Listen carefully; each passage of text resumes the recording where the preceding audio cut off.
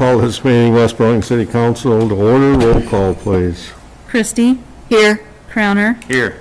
Heitmeyer. Here. Lees. Here. Waterman. Here. Need to perfect and approve the agenda under item number 7, policy number 2. I'm going to pull that because 10 years ago on December 15th, we passed that policy already. Motion to approve is amended. Support. Motion with support. Any discussion? Roll call. Christie. So we're just voting that it's already Just to been? amend the agenda. Pardon me? We're amending the agenda. Oh, okay. Aye. Heitmeyer. Aye. Oh, I'm sorry, Crowner. Aye. Lees. Aye. Waterman. Aye. Let me clarify that. It's off the agenda because we don't have to pass it again. It's already been passed on December 10th, 2010, something like, or 15th, 2010. Consent agenda. Motion to approve is presented. Support. Motion with support to approve consent agenda items 1 through 10, which are the minutes from the regular city council meeting on August 5th, 2020, payment to Barn Grover and Sons Glass Company, payment to Brockway Mechanical Roofing, payment to Simmering Quarry, payment to Quality Equipment Incorporated, payment to Angela Moore for tuition reimbursement, payment to Iowa Department of Natural Resources, payment to Felt Fire, payment to Diamond Vogel, and the claims list as presented in the amount of $245,651.47. Any discussion? Roll call. Crowner. Aye. Heitmeyer. Aye. Lees. Aye. Waterman. Aye. Christie. Aye. Motion carried. Staff reports. Dan? Hello, Dan.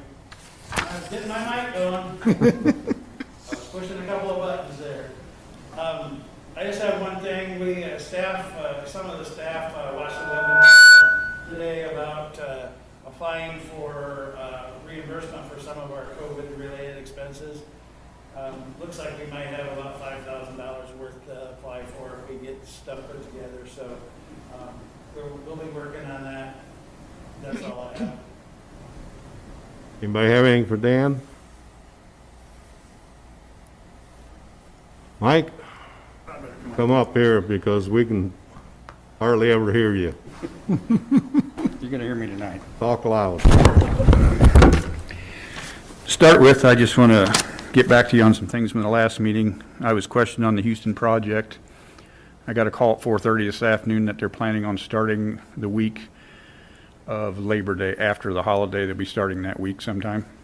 I'll have a construction meeting and walk through here next week probably beforehand to mark out everything. And in that job, I was questioned about extending the sidewalks on Melville down to Houston and then from Spring to the mall. And I had Matt run that in with the pricing we're getting as a change order on that. To extend the two from Melville on down to Houston, it came back at $32,623. May be able to knock 11,000 off that. It depends on, there's 4 driveways, and as long as they meet no more than a 2% grade for the ADA, that we don't have to mess with driveways. We won't have to pull those approaches out. We can go right on by them. And then from Spring Street down to Houston was $41,126, and there's telephone poles that involved that have to be moved. I think 1 phone box and possibly some trees removed to get that in down that way. The Melville was both sides of the street? Both sides, yep. Would it be half that if you only did one side or not? I would assume because there's 2 driveways on each side, so if you only had to do 2 driveways and that, it probably should be, that should have that. I didn't ask for that, but that sounds like it should work that way.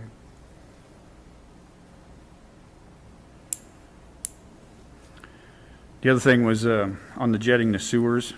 I got, like I said, there's a handful that we have issues with that we will call and put door knockers and let them know. And I talked to Katie, and Katie said she'd talked to Kelly about it, and I guess there's some program we don't have. If we could do a mass text, because when I go to do fall jetting and spring jetting, the week before, we could give them a week's notice, every citizen, let them know that we will be doing jetting on this week, so put your toilet lids down and be prepared.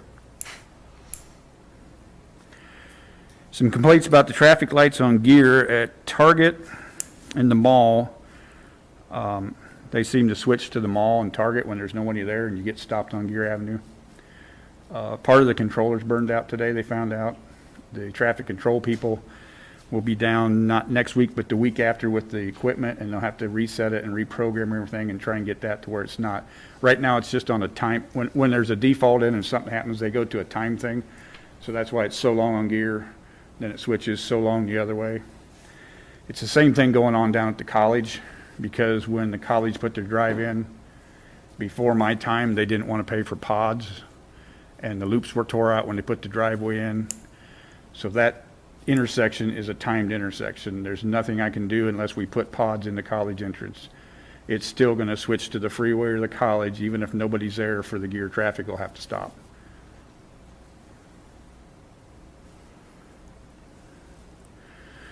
Next thing is some work zone safety issues. They've always been there since I've been here in my 25 years. They've steadily got worse and worse and worse. And I'm sure by now you all know that I've been hit in a work zone. Monday morning, we'd give a 3-day notice to Facebook, the Hawkeye, radio, to let people know I had to shut down Gear Avenue and Mount Pleasant to replace a valve and fix a water issue. And we let them know it was going to be a 2-day thing. We just closed the intersection off, and I had a person pull up to the barricades and inform me that it was a public road, that I'm not allowed to do that, and he can go through here if he wants. Kind of a, I would call it a verbal harassment to me, went on, and I'd call Jesse, and officer came out to take care of it. He then proceeded back around 61 and came by our work site to honk to make us all look, because when you're on your work zone, you never know, somebody honking, somebody's going to hit something, so we all look as he gave us a gesture out the window with his hand. And at the same time, we heard noise and turn around, and another vehicle had went up into Johnny Johnson's private drive, come across what I call Johnny's front yard, even though it's concrete.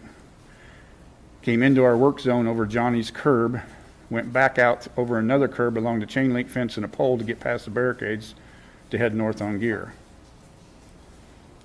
As we were trying to figure that situation out, Jesse's guys were there to help again. We went to get more equipment. Then we had a C-bus pull up, and we had a confrontation with the C-bus. Jesse did. And they were upset and was going to move cones and come through. Angie's here tonight. That she can talk when I'm done, or if you want to wait till the public to talk. Oh, she might as well talk with you. She has plenty of incidents at Burlington with elbows getting clipped. Actually, guys that are getting spit on by traffic coming by. We just lost a man in New London that worked for the Mount Pleasant DOT shop a week ago. He was in his dump truck on 218 by Olds when the tractor trailer went into the wrong lane, hit their safety crash trailer hooked to the back of the tandem dump truck, totaled it. The recording on the semi, I was told when they pulled the computer out that that semi was running 66 miles an hour when it hit the back of that DOT truck. The bed was sheared off, crushed the cab with the driver in it, and the people coming down, the witnesses said the bed ejected into the air. I have a picture of it, that it spun around, headed the opposite way. There were 3 men on the highway in front of him working. And I'm guessing he thought that day he was the safest guy on that job. It's getting too close to home. I'm trying to do all I can, OSHA regulations, DOT, my coning. I'm working with Angie. We've talked to Patrick. I'm willing to sit down with the county attorneys.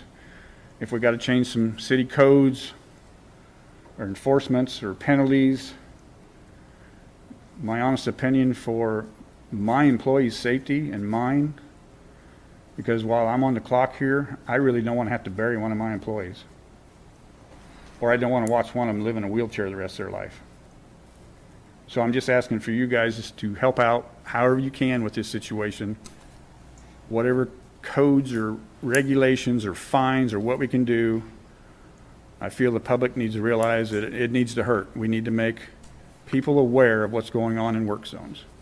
It's not just out on the highways. And like I said, Angie's got plenty of incidents, and she can pass on to you things that are happening with Burlington streets, Burlington water. Carter out here at the county has the same issues. And I feel like a lot of these charges are minor, get swept on by, and things go on. And I feel it's up to you guys to do something about this to help me before we have a loss of life here in our community.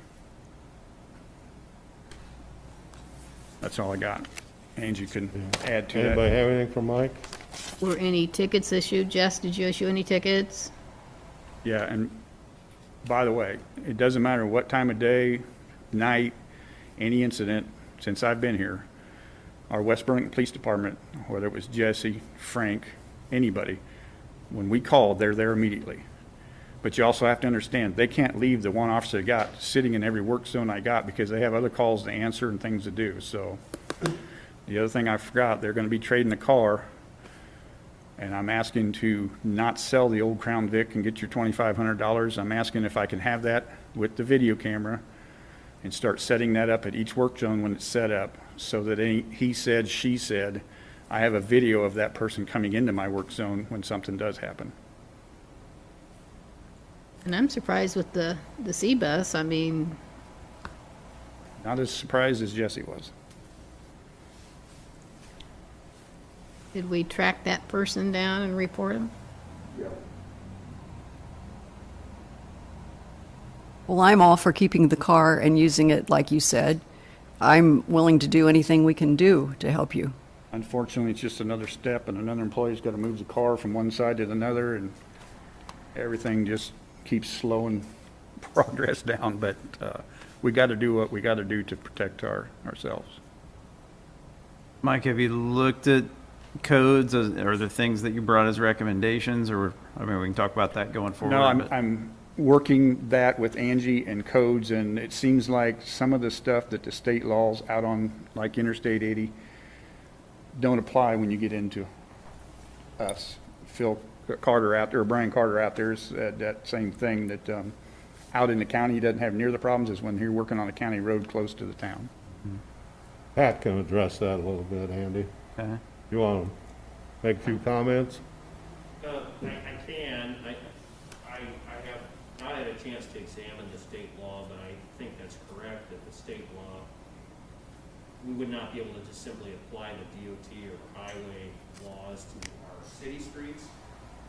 But we can do a lot with our municipal code to enhance penalties. And of course, we already have the example here where we're going to the county attorney and using the criminal code to charge individuals who actually strike people or come close to striking people, or if they do something extraordinarily dangerous. There are numerous state code provisions that can be used to prosecute. But as a council, we can also enhance our local ordinance to make it more effective for some of the more potentially dangerous offenses, but don't end up, rising to the level of something we can use the state code for. When people start paying heavier fines, they're going to start taking it a lot more seriously. We can hurt them in the pocketbook with our local ordinance as well. And I just spoke with Dan before the meeting. I'm going to take a look at the city code and see what enhancements we can write into that to make this a better situation for our workers. Okay. I think it also needs to be publicized very well, what fines, what things that we are doing, when you guys change the codes, making sure that's publicized. We have in safety, we have a triangle or pyramid that we look at, and it says for every 10,000 near misses, you're gonna have 1,000 serious accidents, okay? For every 1,000 serious accidents, you're gonna have 100 that are gonna be almost critical.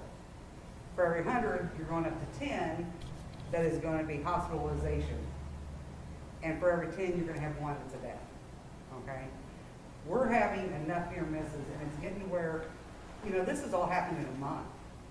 We've had these serious incidents, all right? So people are getting more brazen about, they think they can do whatever they want. And they're not taking any consideration whatsoever that they are seriously putting these gentlemen's lives in line. So as a council, I want you guys to think about, and bear with me, but I want you to think about what these guys have to do in the course of a day, okay? He's got a project. He's got to do the announcements.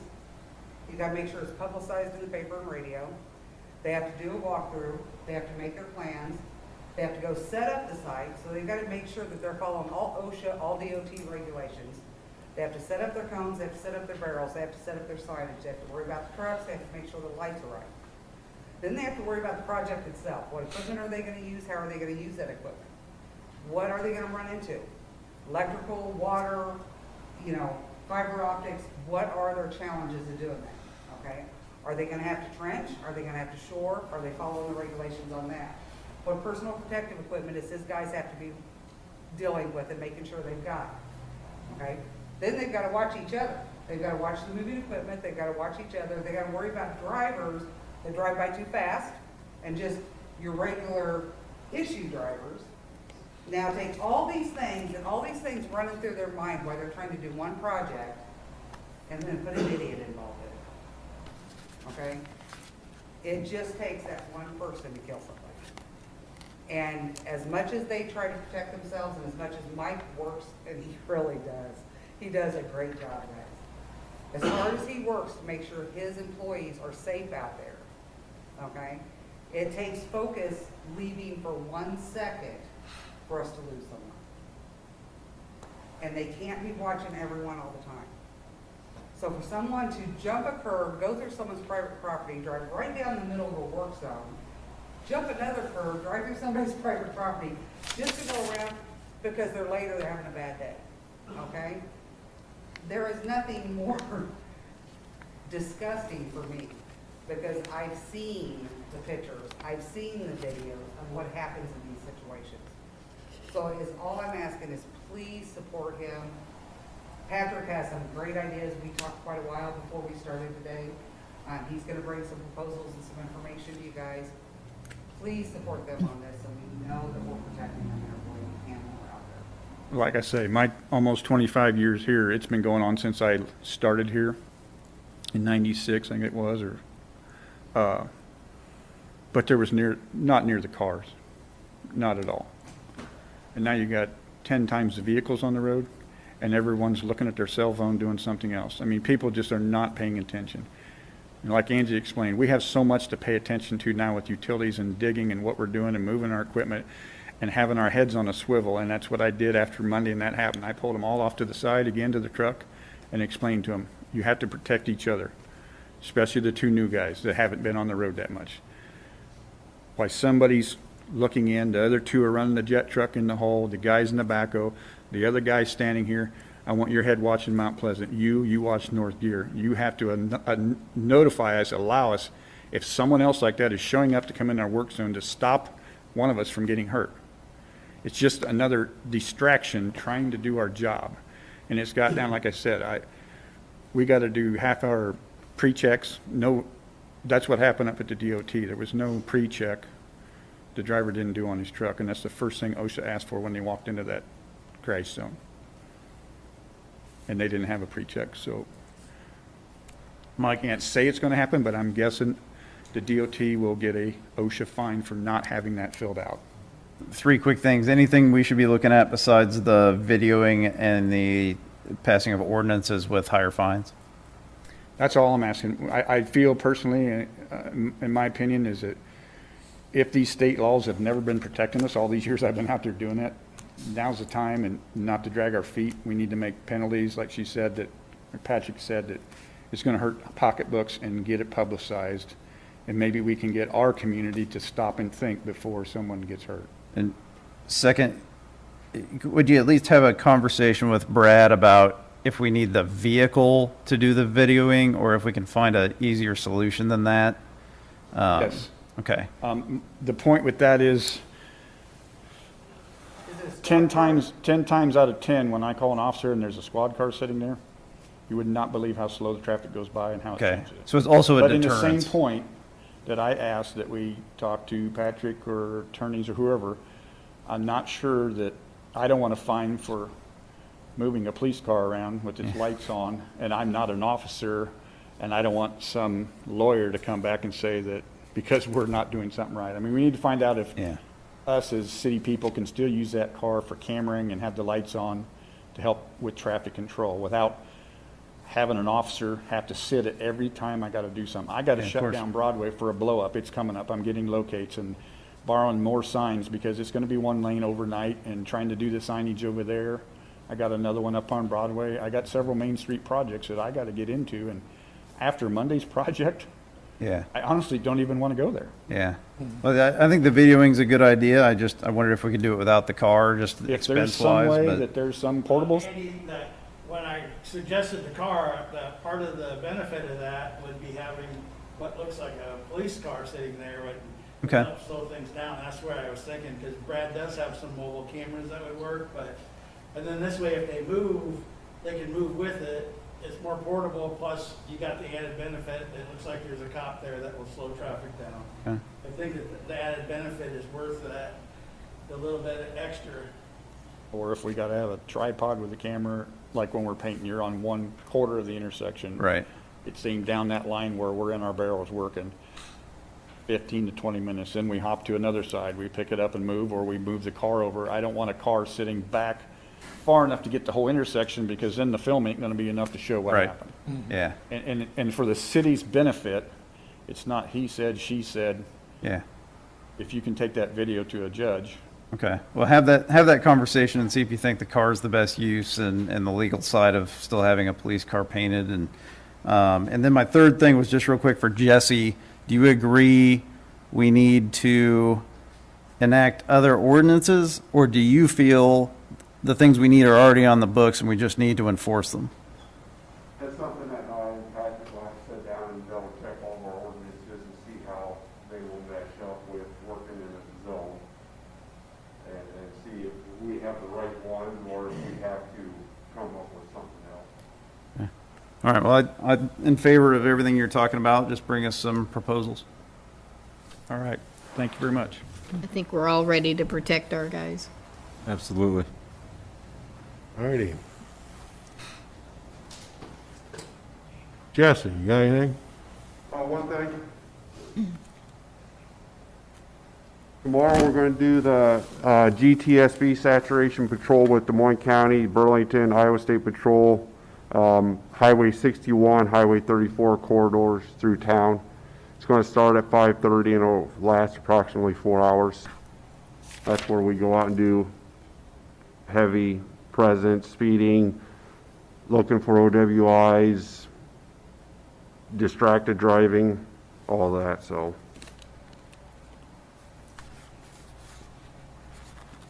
Anybody have anything, Jess? All right. Sean? The new seat. So, on the building side, I'm about done with the plans for Menards and for Walmart's eye centers. We're still working on several local nuisances. I did see that we are getting a few of them taken care of. I drove by one tonight. That when I came in, I had just driven by it, getting the lawn taken care of. We do have, on the building side, I issued 2 business licenses. One was a food truck.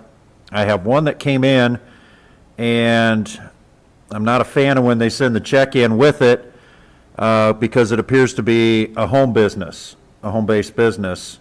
And I'm working to, as soon as I get those plans wrapped up, I want to contact that person who submitted that application to clarify it, because if it's a home business, there's a difference in, do we do a business license as opposed to not running on a home business. On the fire side, I do have a couple things on the agenda. We did go out and do some testing with the various engines, doing some flow checks, and noticed that on the tower, we have excellent flow as far as the pressures on the truck, but on the other two engines, we do have to run them pretty hard to get the proper pressures and flows. But otherwise, things are going good uptown with the fire department.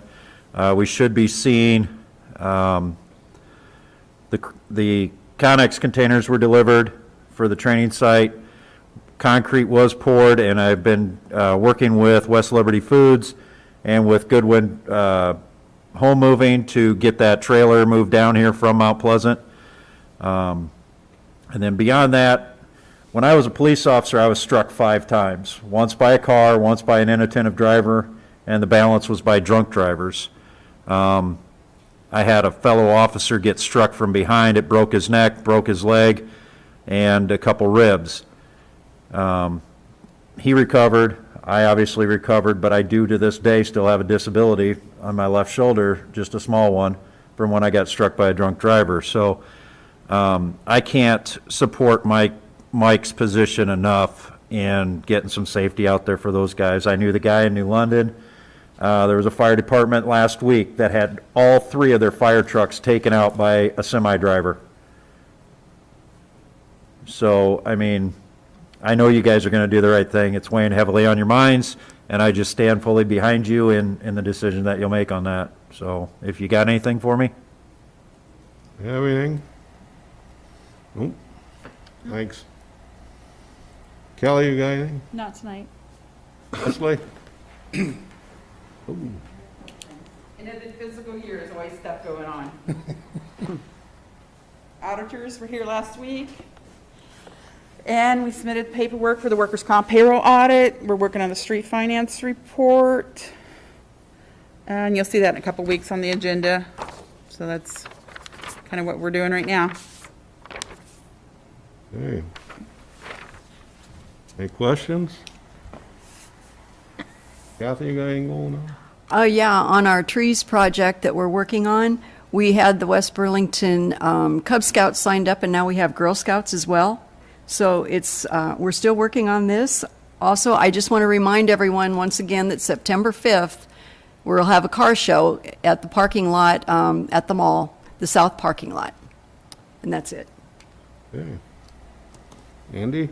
Remind me, I've got somebody on the trees thing that's interested in donating. Oh. So let's have that conversation. And then I had one question. I just wanted to go back to Mike and Dan real fast on the Houston Street project with the cost of those sidewalks that you talked about. Are we going to bring that up and formally talk about that? We can put it on the agenda next time.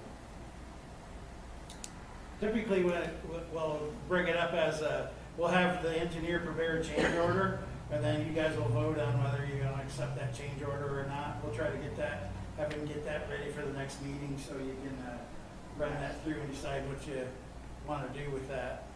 Okay, and then, Walker told me too that he hadn't had a chance to walk this, he's going by what he's seen on JS, and so I don't have like I said, the utilities is gonna be the problem, getting everything moved to go down to Houston. right. So my follow-up to that was, are we just going to do it all or don't do it? Or are we going to do this piece, do this piece, do this piece? That's why I got that information passed on, so you guys. We can have him do the change orders in separate pieces, Okay, and that way you can approve them however you wanna do it. perfect. That's all I had. Royce? Any update on the cartel property cleanup? That's why we're having a closed session Oh, tonight. okay. We'll see how that goes. Trace? I don't have anything. Al? Nope, good. Okay. Anyone wishing to address the council on matters that are on the agenda or not on the agenda tonight? All right. Item number 1, public hearing. I'll open the public hearing on the proposed plan, specification, form of contract, and estimated cost for the South Lift Station Replacement Project for the city of West Burlington. Receive any written comments? No. Any verbal comments from public?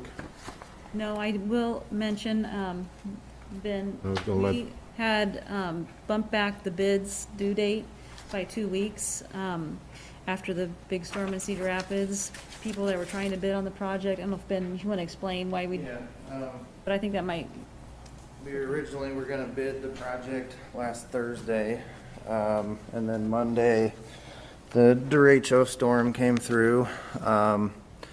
It really hit central and east central Iowa pretty hard. Where we are in Cedar Rapids and surrounding areas, winds were commonly over 100 miles an hour. And southwest Cedar Rapids, where our office is, they're estimating 140. And widespread damage. There were power outages everywhere, internet down, telephones were, the cell phone service was spotty at best. And when I could get through to contractors and vendors, they were having trouble communicating with each other to even put a bid in. So we issued an addendum to push the bid back 2 weeks to August 27th, and the final completion date pushed back as well. We are working with design engineers in Cedar Rapids on the water tower project and the landfill project. We may see some delays on that. There was a man killed on a bike trail east of Cedar Rapids, and I found out this morning that that was their office manager. So he had a tree fall on him. So they're working through that, and their building had damage as well. So we're gonna keep moving where we can and keep going, but it's a pretty big deal. If there's any questions on anything? You have any questions? Do you think Ben? 2 weeks is enough? Our office is up and rolling again, and I think we're gonna be fine there, so. Well, I know landlines can't get through to my cell phone. Yeah. Yeah, I mean, we'll be in contact with contractors and make sure they're able to communicate with their vendors and that sort of thing. As of today, Lynn County, we've still got about 20,000 without power, but some of the vendors are in Des Moines or other places, and we'll keep an eye on it.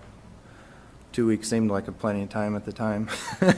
We issued that addendum on Tuesday, and I didn't have power or internet, so I had to get through to one of our offices that still had power, like the only one in Iowa that didn't have power issues, and have them issue it. So we'll keep watching it, and plan right now is to bid on August 27th. So.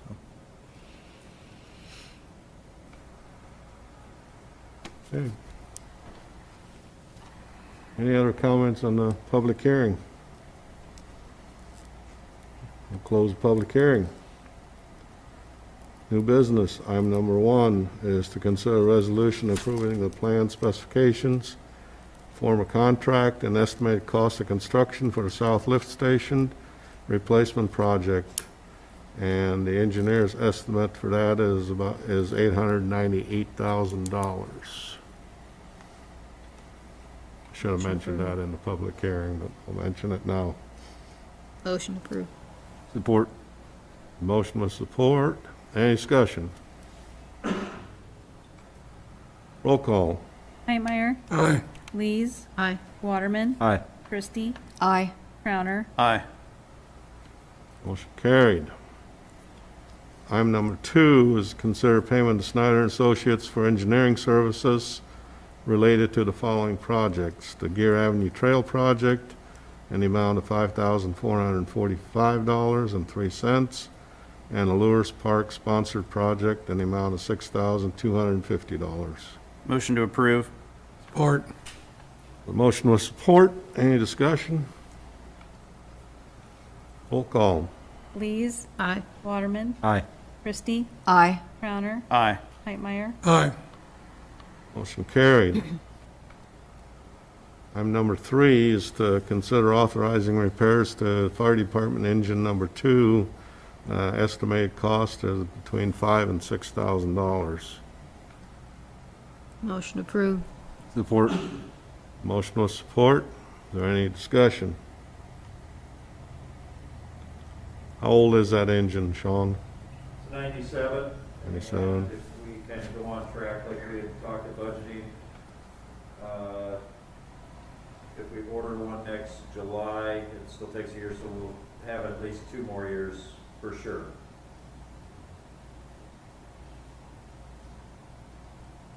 Roll call. Waterman, Aye. Christie, Aye. Crowner, Aye. Hightmeyer, Aye. Lees. Aye. Motion carried. Item number 4 is to consider purchase of 7 Seek thermal imaging units from MES at each price $499, total price $3,493. So move. Motion to approve. Support. Motion with support. Any discussion? Roll call. Christie, Aye. Crowner, Aye. Hightmeyer, Aye. Lees, Aye. Waterman, Aye. Motion carried. Item number 5 is to consider granting a right-of-way permit to CenturyLink to install fiber in the city's right-of-way along Agency Road to serve their customers at 1221 South Gear, which I take it that's the hospital, right? yes. Motion approved. Support. Motion with support. Any discussion? Roll call.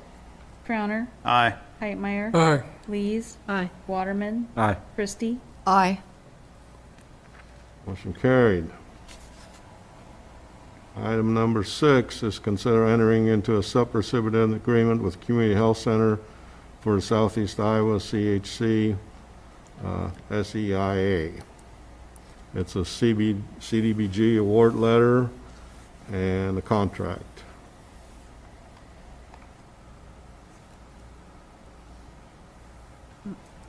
Motion approved.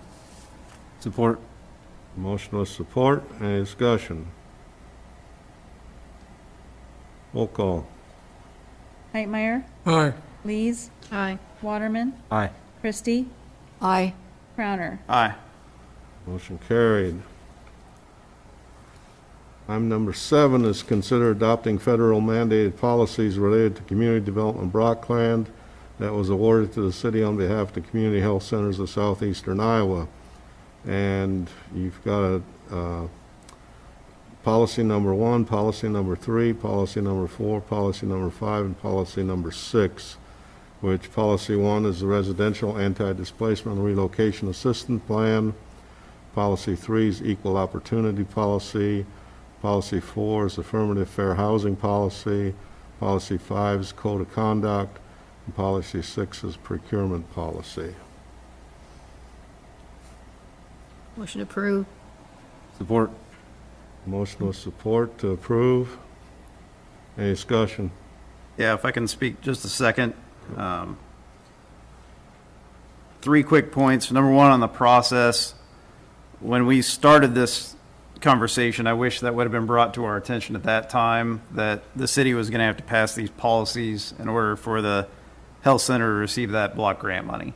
That was the appropriate time to have that information, and so I hope going forward in the future, we can have that conversation before we get to this point at this meeting. Secondly, we took number 2 off of this list, which is the excessive force policy. Many of you know already, I am not in favor of this policy. It has already been enacted. I hope someday we can come back and look at this after we've received this grant money and have a discussion about it. And then third, I am in favor of this. I think the community health center does a great job for our community. I think it's something well done, so don't take my reservations about that second policy as I don't want to fund the health center, because I definitely do. I don't think that policy is something we should have as a city, so that's my stand against that, but hopefully we can revisit that in the future. Thanks.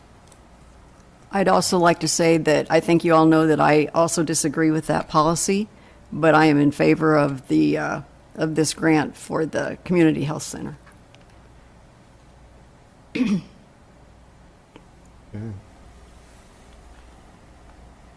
Roll call. Lees, Aye. Waterman, Aye. Christie, Aye. Crowner, Aye. Hightmeyer, Aye. Motion carried. Item number 8 is to consider setting a public hearing date to discuss the status of the funding for the community health centers of southeastern Iowa, disease mitigation project. When was that for? I didn't write that down, Kelly. September, the next meeting, September Next. 2nd. September Yeah. 2nd? 2nd. Second. Motion approved. Support. Motion with support. Any discussion? Roll call. Christie, Aye. Crowner, Aye. Heitmeyer, Aye. Lees, Aye. Waterman. Aye. Motion carried.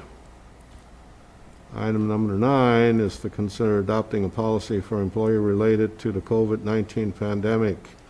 And you've had that policy to look at it. What's your feelings about it?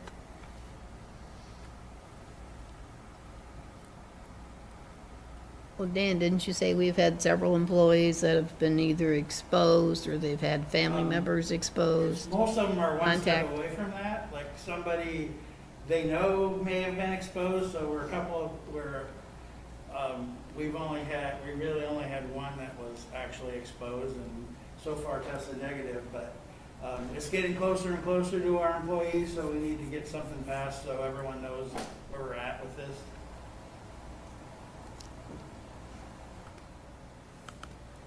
I'm in favor of this. I'm especially in favor of the last part of it, where we have some flexibility, because this is such an ever-changing situation. We don't know what we're facing from day to day. So I like that we put the flexibility in there for our employees, and we can look at individual cases. You know, my only question when I read through it was, we haven't really set a time for when this goes away. And so I hope at some point we have the, maybe a talk of when that is, what percentage we look at. Just have that in the mind for the future for when we go away from this policy.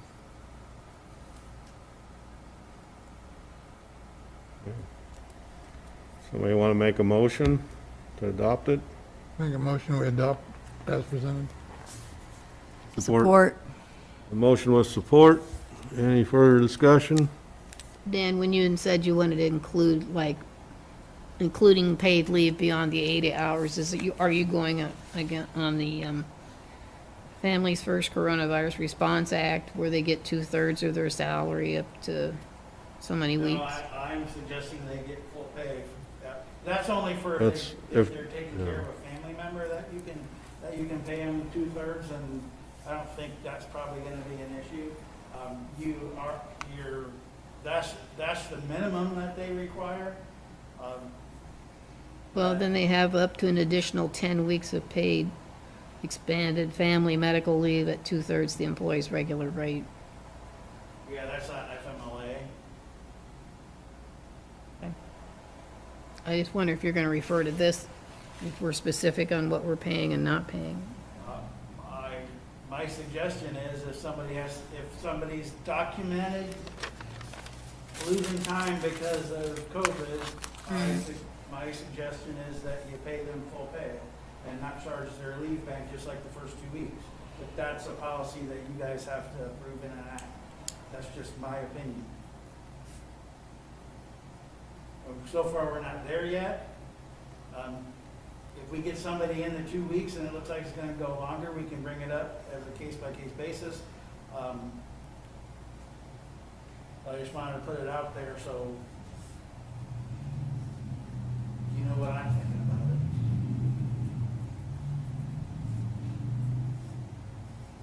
We are requiring documentation, us seeing positive test results, so I don't think any of our employees are gonna use it, but you always gotta prepare for that. Well, Second test, employee that's affected now, scheduled in again on Thursday for a second test. You should have that back about the time his 14 days are up, so he can get back to work. well, we all know that COVID strikes people in different various ways and forms, and that after you've been diagnosed with COVID and you've had it, you can still shed the virus for 3 months, up to 3 months after you've had it, but the virus is inactivated. Just so this particular employee has an infected person living in his house is where we're at with that. So it's not to say this is the way that you could actually test positive and get it. That's the problem. My test results came back yesterday and they were negative, but the very thing they put on the bottom is a disclaimer saying that even though you test negative, with this test result, you could still be turning positive within, a time period, so.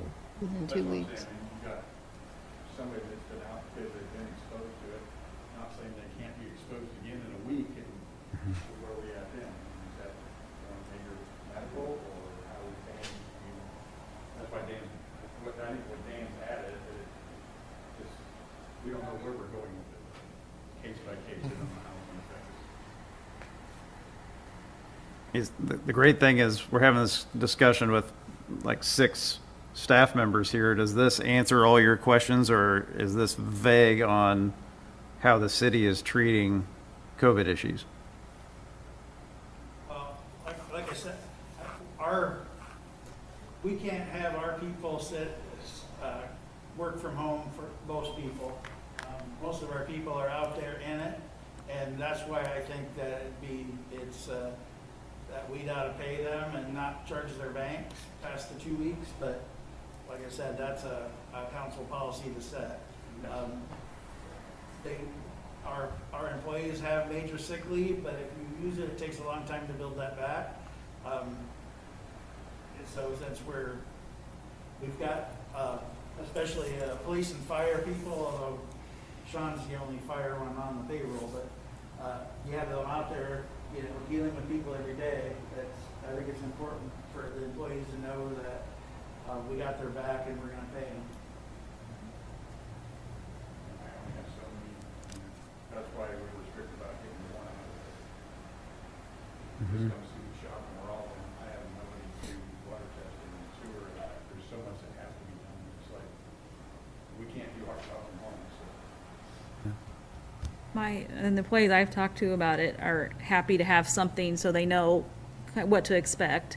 And we also implemented, more policies just in-house routinely as far as, trying to keep it from happening. But when you have a small workforce, it's important that if they're sick, they stay home and not spread it. So I think, like I said, we tried to answer all of the scenarios that we knew of, but it changes so much. I don't plan on getting it at all, so that's my plan. The last part of it, to me, is the best too, that it's a case by case, and we gotta work with whoever's gonna get infected or what's gonna happen. Really, none of us have any control over it. Yeah.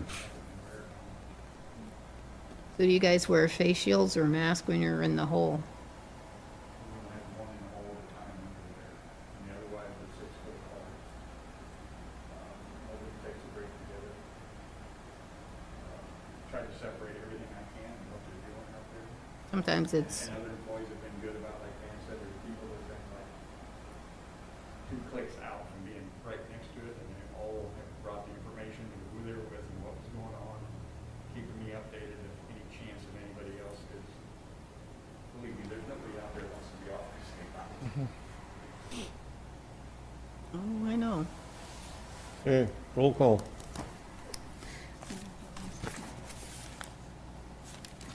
Crowner, Aye. Hightmeyer, Aye. Lees, Aye. Waterman, Aye. Christie. Aye. Motion carried. Item number 10 is a closed session. Council will consider going in a closed session in accordance with Iowa Code Section 21.5C. And I need a motion to do that. So move. Support. Motion with support. Before we go on, state for the record, the purpose of the closed session is. I was gonna read that Okay. after the, I during, was gonna make Well, sure go I'm ahead. on the record to protect everybody here Yeah. before we make the vote. and the purpose of that is item C is to discuss strategy with counsel on matters that are presently in litigation or where litigation is imminent, where its disclosure would be likely to prejudice or disadvantage the position of the governmental body in that litigation. So, roll call. Hightmeyer, Aye. Lees, Aye. Waterman, Aye. Christie, Aye. Crowner. Aye. The motion carried. We usually have our closed sessions in that little conference room, but with the social distancing, I'm going to ask everyone to leave this room and just have counsel and our attorney representative be in here. You turn off the mic.